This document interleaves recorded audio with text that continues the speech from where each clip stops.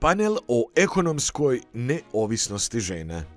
Povodom obilježavanja Međunarodnog dana žena, TPO fondacija u saradnji sa Unigercom i Savjetom za rodnu ravnopravnost UNSA organizira online panel o ekonomskim problemima žena zbog gubitka životnog partnera.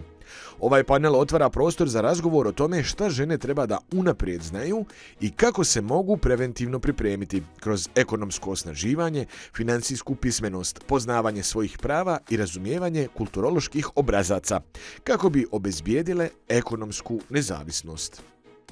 Tuzla fura mimove, pošalji svoj i osvoji nagradu. U okviru programa Furaj mir, tim Šarena Tuzla poziva mlade da kroz format mima ispričaju kako danas vide mir, zajedništvo i život u Tuzli.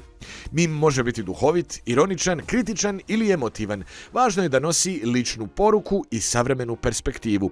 Odabrani radovi biti će predstavljeni na izložbi u Tuzli, a za 3 najbolja rada su osigurane i nagrade. Poziv na zajedničko djelovanje. Postanite dio mreže za izgradnju mira. Postati članicom mreže za izgradnju mira znači dobiti prostor za rast, vidljivost i zajedničko zagovaranje.